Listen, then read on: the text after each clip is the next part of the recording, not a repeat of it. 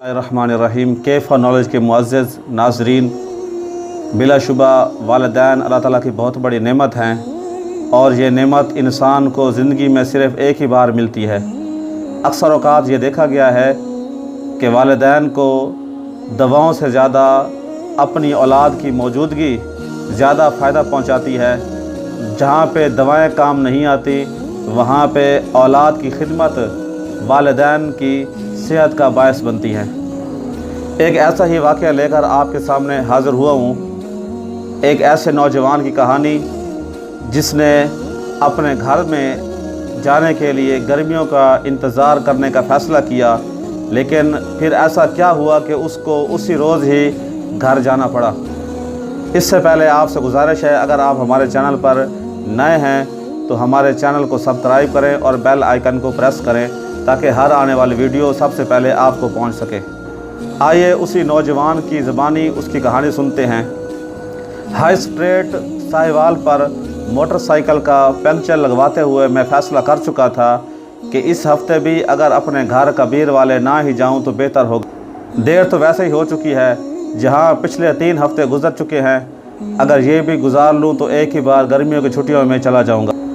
इसी सोच विचार में सड़क पर खड़े हुए 15-16 साला नौजवान को मैंने देखा जो अजीब नज़रों से मुझे देख रहा था।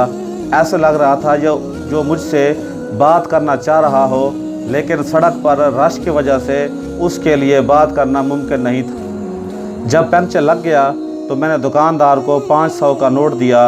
उसने 100 रुपये काट के बाकी पैसे मुझे वापस कर दिए।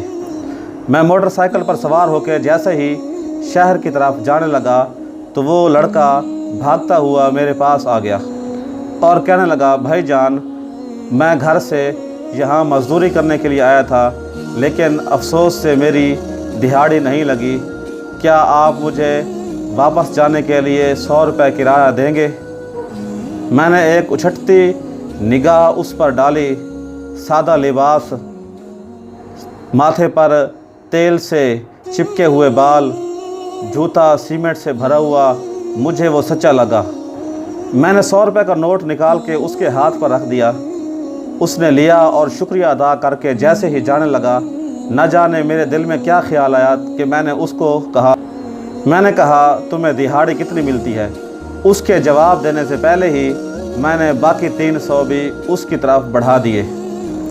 वो हिचकिचाते हुए पीछे हटा और कहने लगा, नहीं भाईजान, मेरा घर यहीं करीब मंढाली शरीफ है, मैं पैदल भी जा सकता था, लेकिन कल से माँ जी की तबीयत बहुत ख़राब है और दिहाड़ी भी नहीं लगी। सोचा आज जल्दी जाके माँ जी की खिदमत कर लूँ। मैंने कहा, अच्छा ये पैसे ले जाओ, माँ जी की दवाई लेते जाना। उसने कहा, भाईजान, दवाई तो मैं कल ही ले गया था, आज मैं जब माँ के साथ रहूँगा तो वो खुद ही ठीक हो जाएंगी। फिर उसने एक ठंडी आह भरते हुए कहा, माएँ दवाई से कहाँ ठीक होती हैं बाबूजी। मैंने हैरान होकर पूछा, तुम्हारा नाम क्या है? इतने में उसकी बस भी आ गई और वो लपक कर बस पर सवार हो गया और बस जो है वो रवाना हो गई। वापसी पर जाते हुए उसने पीछे मुस्कुरा कर ज़ोर से कहा, मेरा नाम गुल्लू है।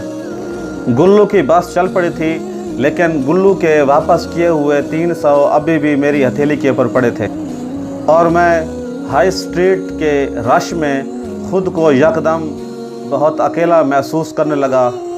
कुछ सोचकर मैंने मोटरसाइकिल का रुख रेलवे स्टेशन की तरफ मोड़ दिया। रेलवे स्टेशन जाकर मोटरसाइकिल स्टैंड पर खड़ी की और टोकन ले लिया। टिकट घर से 200 रुपये का खानेवाल का टिकट ख़रीदा और गाड़ी के इंतज़ार में प्लेटफॉर्म पर इंतज़ार करने लगा। कब गाड़ी आई, कब मैं सवार हुआ, कब मैं खानेवाल पहुंचा, कुछ खबर नहीं। खानेवाल स्टेशन से उतरकर कबीर वाला वैन के ऊपर सवार हुआ। आखिरी 100 रुपये वहाँ किराया अदा किया और घर पहुँच गया। जब शाम ढले घर के दरवाज़े से अपने अंदर दाखिल हुआ तो सेहन में अम्मी जान सर पर कपड़ा बांधे नीम दराज थी। मेरा बड़ा भाई चम्मच में दवाई उनको पिला रहा था। मुझे देखते ही अम्मी जान चारपाई से उठ खड़ी हुई और बुलंद आवाज़ में कहने लगी, और मेरा पुत्र खैर से घर आ गया है, अब मैं बिल्कुल ठीक हूँ। मैं आंखों में आंसू भरते हुए दौड़कर उनके सीने से जाकर लिपट गया। बस के गेट में खड़े गुल्लू का मुस्कुराता हुआ चेहरा मेरी आंखों के सामने था। मुझे उस वक्त समझ आई कि आखिर गुल्लू ने वो 300 रुपये मुझे वापस क्यों किए थे। चिराग लेकर कोई रास्ते में बैठा था, चिराग लेकर कोई रास्ते में बैठा था मुझे सफ़र में जहाँ रात होने वाली थी।